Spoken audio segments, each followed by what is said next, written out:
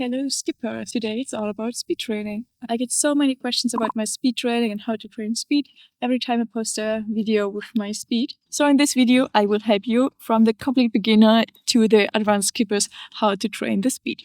So let's start with the correct form for speed. For the beginning, you can start with either a beaded rope or the PVC rope.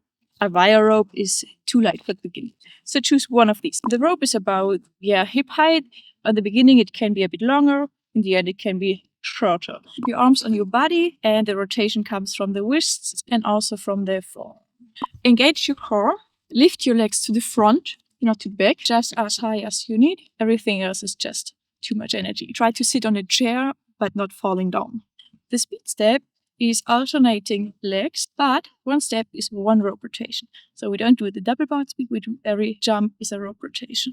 If you bend over, the way around the body of the rope will be shorter, but it's not needed at the moment. Just be upright. You can have great results with an upright position too, and everything else you can add later. So for the speed position, I would recommend watching to a specific point on a wall or whatever, to the basketball court or a tree. If you bend a bit forward, you need to watch to a point on the floor.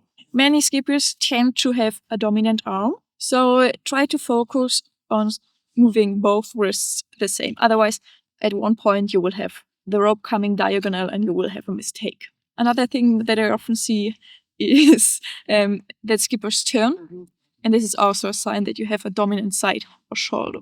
So try to watch yourself maybe in a mirror or take a video from the front or from the side so you can correct your form. The speed step, we count every second leg. So you start counting on your right leg and then it's 1, 2, 3, 4, and so on. If you get around 60 steps, like 120, in 30 seconds, you are allowed to switch to a speed rope. Let's go on with your breathing technique. And try to have an even breathing during your speed. Don't hold your breath. It's not consistent. If you have problems with bending over and breathing, it's normal in the beginning. You need to get used to it, especially after the 30 seconds. I just have so many cramps in my stomach. I can't go back up again.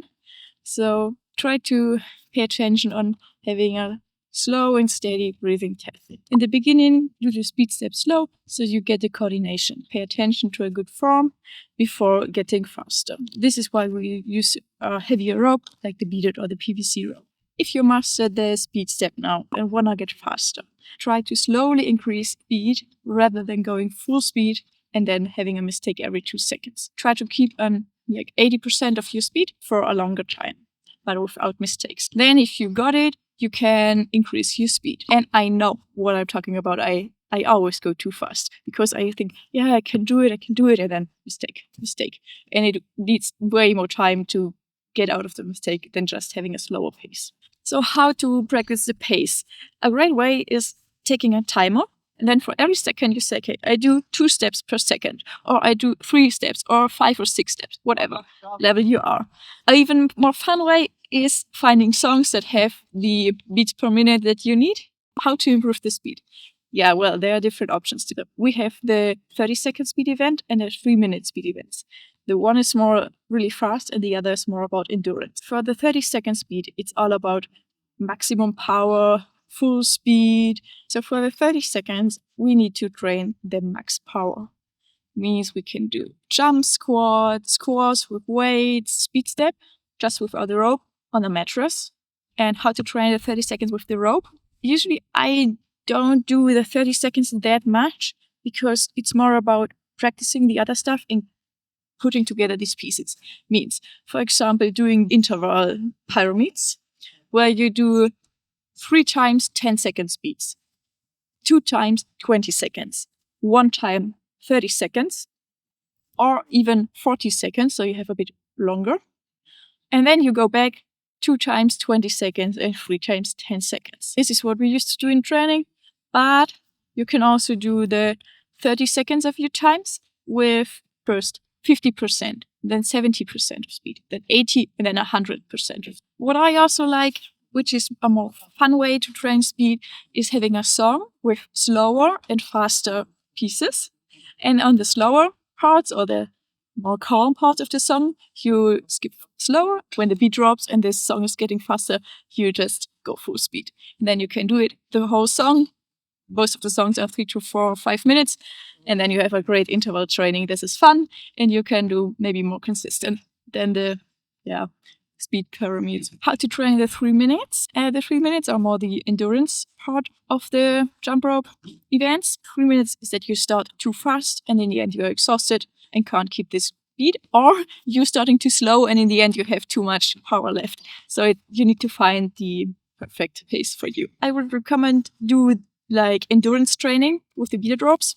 5 to 10 minutes with the beaded rope after you practice is a great way to practice your endurance. Easy pace, not too easy, but not too fast, so that you can do 5 to 10 minutes speed with the beaded rope. You can also practice speed with these ropeless speed ropes.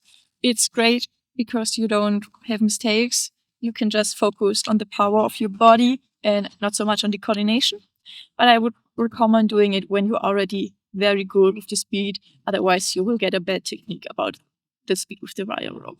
You can find the official speed tracks on the websites of the national and international jump rope federations. I can link them below. So you are prepared for your speed sessions. If you have any other questions, drop them below and I'm here for you.